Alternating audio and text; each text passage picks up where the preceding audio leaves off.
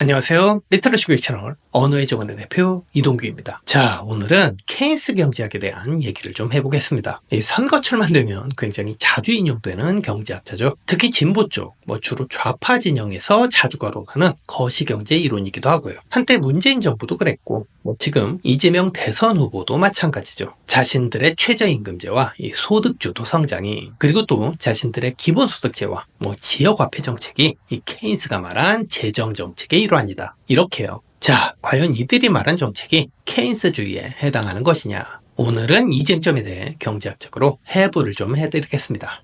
참고로 제가 이 영상에서 말하는 키인저니즘은요, 경제학자 케인스가 스스로 직접 말한 오리지널 케인스주의를 말하는 겁니다. 케인스 사회의 여러 형태로 파생된 뉴 키인저니즘이라든가 포스트 키인저니즘은 아니에요. 전 개인적으로 이런 케인스주의의 변형태들은요, 진정한 키인저니즘이 아니라고 보는 편이거든요. 자, 일단 답부터 말씀드리자면 그들의 경제학은 케인스의 그것과는 전혀 다릅니다. 케인스주의가 아니라는 얘기입니다. 자, 우선 케인스는 자신의 재정정책을 어떻게 정의했냐면 말이죠, 투자예요. 정부가 직접 시장에서 행하는 투자, 이걸 다른 말로 하면 이렇게도 표현할 수 있습니다. 사업, 정부가 시장에서 벌이는 사업이요. 가장 대표적인 예가 공공사업입니다. 예를 들어 도로를 깐다든가 다리를 놓는다든가 학교나 병원을 짓는다든가 하는 것들이죠.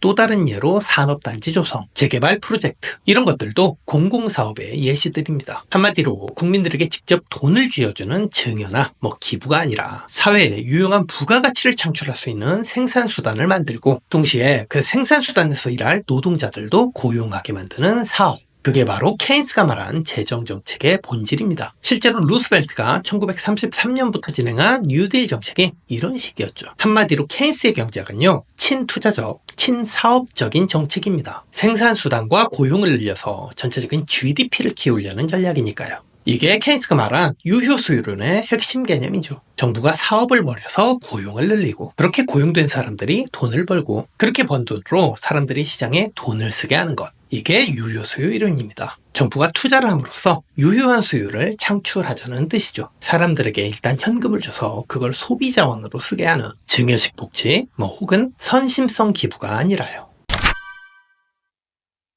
자, 별로 어렵지 않죠? 쉽게 말해 케인스주의는 파이를 키워서 불황을 탈출하자는 식이에요. 성장이 곧 수요를 창출하는 원동력, 이런 개념이죠. 자, 그런데 이 문재인 정부의 최저임금제라든가 소득주도 정책, 그리고 이재명 후보의 기본소득제라든가 지역화폐 정책, 이런 것들은 어떤가요? 이게 정부가 생산수단을 만들어주는 일인가요? 이게 GDP를 키우고 파이를 키우는 일인가요? 아니죠. 솔직히 이런 정책들은 사업도 아니고요, 투자도 아니에요. 그냥 증여죠. 국민들에게 돈 그 자체를 손에 쥐어주는 기부라고요. 그래서 이건 성장과 관련한 정책이 아니라 오히려 정반대죠. 분배 정책이에요. 성장과는 층위가 다른 개념으로서 그 분배요. 그래서 이 정책들의 근본 취지는 이런 식으로 개념화할 수 있죠. 분배가 곧 수요를 창출하는 원동력이다, 이렇게요. 물론 이것도 재정정책이긴 하죠. 정부가 세금으로 거둔 자신들의 재정자원을 쓰는 일이니까요. 하지만 어쨌든 이건 결코 케인스가 직접 말한 그 케인스주의는 아닙니다. 만약 케인스도 살아있었다면요, 이건 내 이론이 아니라고 했을 겁니다. 사람들이 돈을 갖게 되는 계기가 생산성 있는 어딘가에 고용이 돼서 일을 하였기 때문이 아니라 그냥 정부가 현금을 직접 지급해준 데에서 비롯됐기 때문이죠. 케인스도 분명히 이렇게 설명했을 거예요.